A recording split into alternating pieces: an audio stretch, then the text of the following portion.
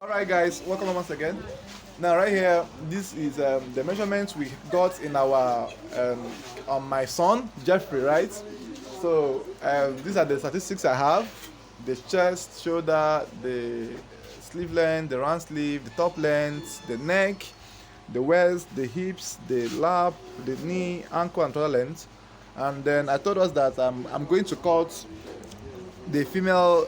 I'm going to call the trouser first. I'm going to be Agbada.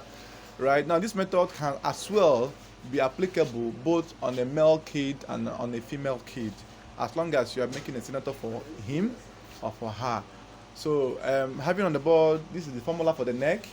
The neck by 6 minus 0.3, the armhole, the how you get it, because we are making short sleeve, chest by 4, the rule still stands.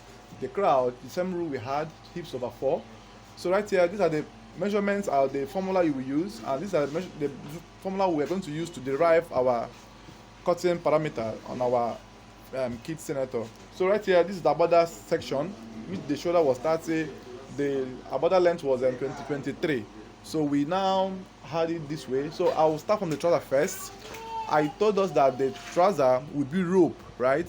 Now, in cutting rope trouser, you don't need to make use of the waist, but I will as well indicate or show us how to cut the waist if you are making a belt trouser. So let's get down to cutting processes. So right here, this is my trouser unfold, right? My trouser unfold, and then you add your 2 inches for your hemming allowance, which is standard. Then the reason I'm using 2 inches is for me to have a longer trouser length folded inside, should in case there will be a need for me to increase it later on if he adds in height. So the 2 inches is standard, but then if you are making a custom outfit like exact of the size of the child, you are meant to use 1.5 here. Now this 2 inches will serve as an allowance in case there will be any need to increase the length later on. So you put your 2 inches here, and then the total length we had on the board was 17, so you apply your 17, right? Then this is 17, then you bring it this way. So right here, this is 17. So next thing you're gonna do now is the crouch. I told you that the crouch formula is hip by 4. His hips is 26. So 26 by 4 is going to give us 6.25.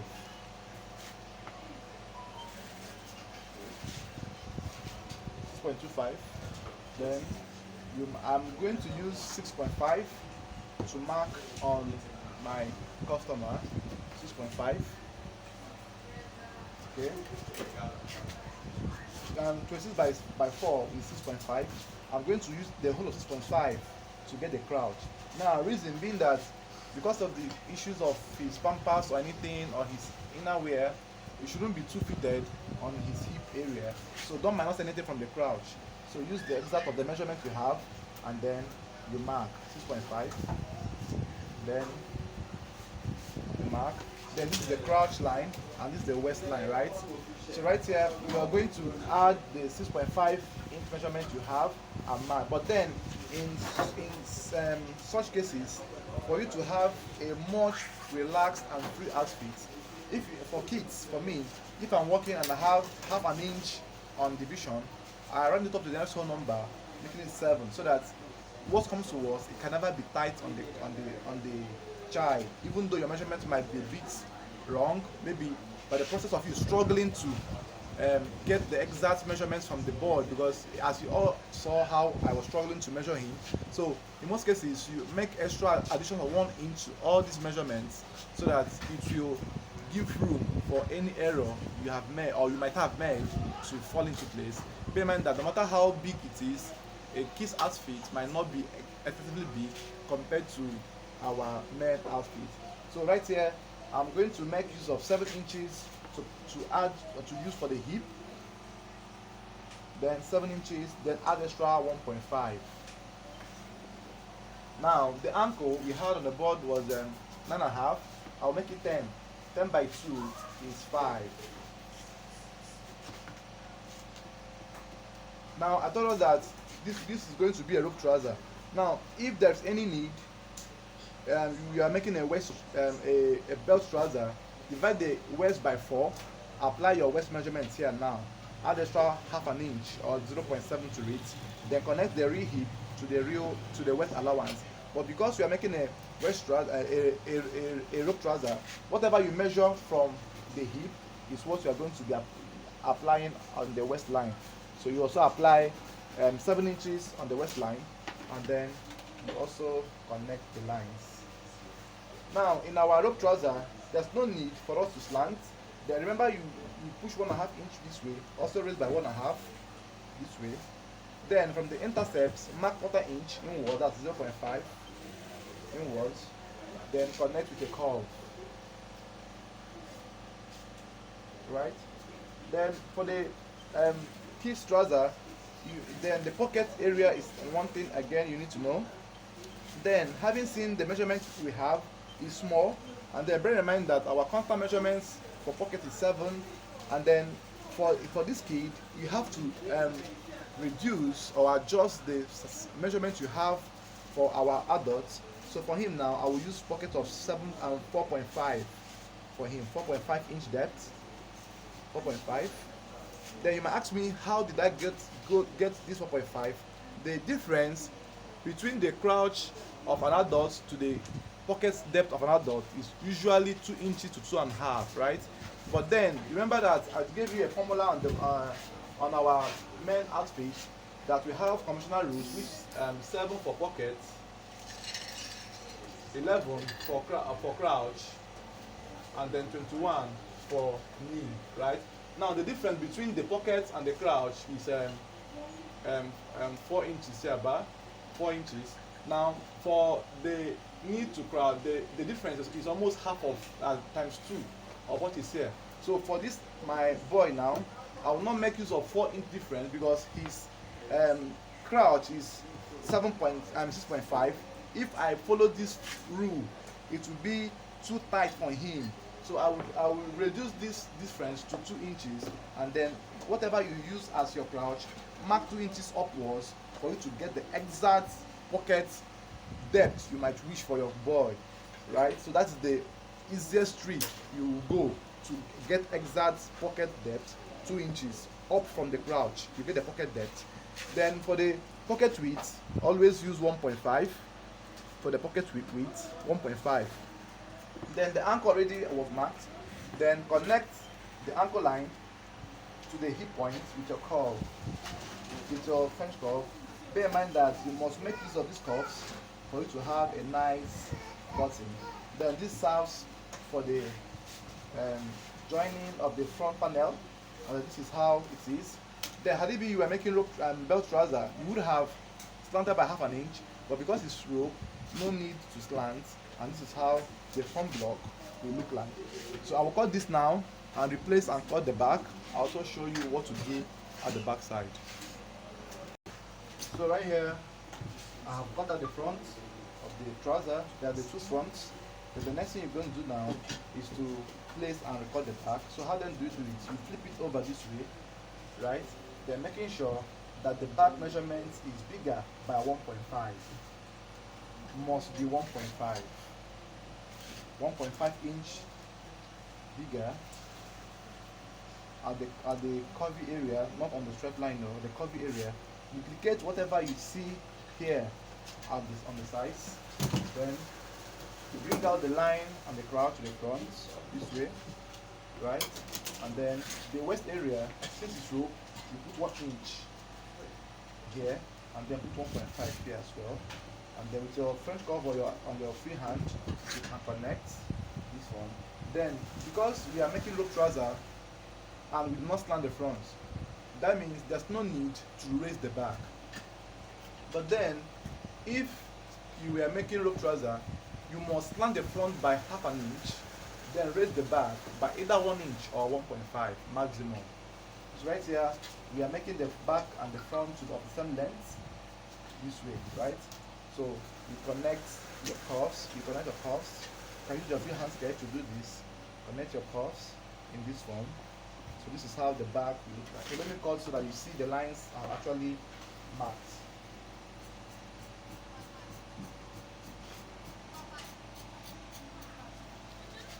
Then bear in mind that before you start making a kid's outfit, you must have already known the finishing you are looking at, right? Don't have anyhow finishing in mind, or don't be blank and then you are making clothes for him.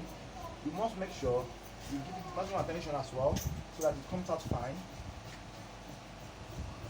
It's very easy actually, but then it's very tasking.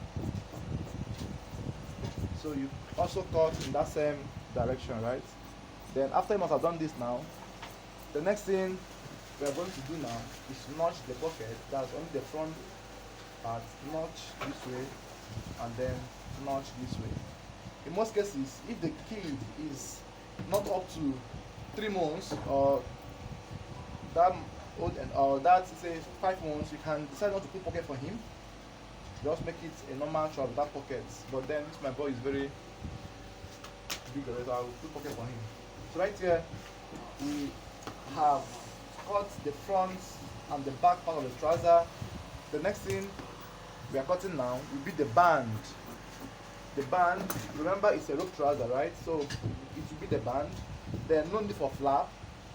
Now you don't put zip on rope trouser, though in most cases now people put zip and also put rope. But then for an actual rope trouser, there's no need to put zip for him, which I'll also show you the coupling processes in the next video. So right here, the band will be gotten by the hip measurement by 2 plus extra 5 inches. So hips measurement we had on the board was 26, by 2 is 13, 13 plus 5 is 18. So I will measure 18 inches this way now. This gives me exact 18 inches. So the width of the band is 3 inches or 3.5 maximum. Now it all depends on how big you want the band to be, but it's advisable that your band should not be up to 1.5 for the outfit to look smart. Don't make the band to be above 1.5, maximum 1.5, but my own band is usually 1.2, 1.3. So now having known that you are going to double fold the band, that means 1.5 times 2 is 3 inches already. So the half inch I will add now will be the inch I will use in joining the band and then fold it inwards. So I'll mark at 3.5. All these measurements are very important. You keep to them so that you arrive at the same results. If there's any need you want to change your formula or your method, please bear in mind that you have to be sure of the formula or the method you're trying to adopt, should in case you encounter any challenges, so you know how to go about it. So right here I'm cutting the band, and this is how the band will be. And the band, there will be no need to gum because it's rope. But if it was to be belt, you will make use of your gum stick or paper gum to gum the band. Then differentiate the front of the outfit from the back by marking your chalk across it. Now the next thing we are going to do now is to cut the pocketing.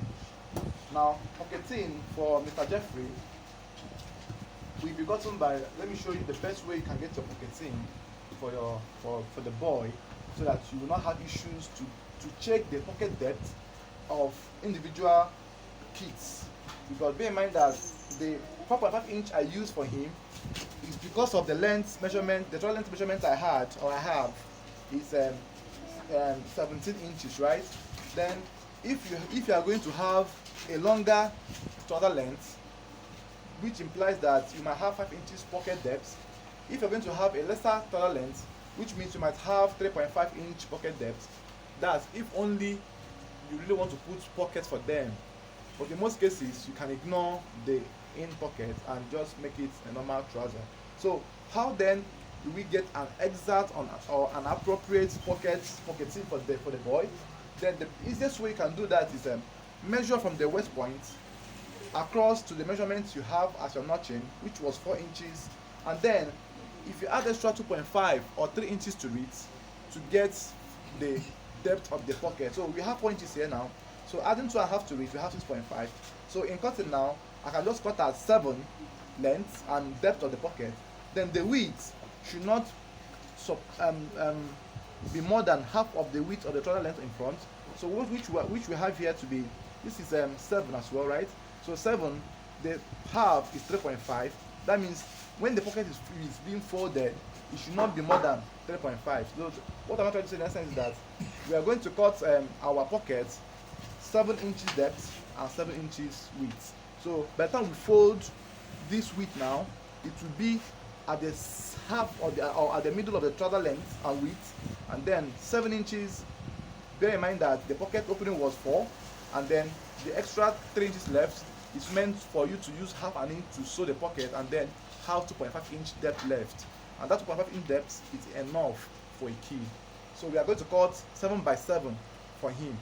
Then why I'm showing you this, so that you understand the formula or how to derive it.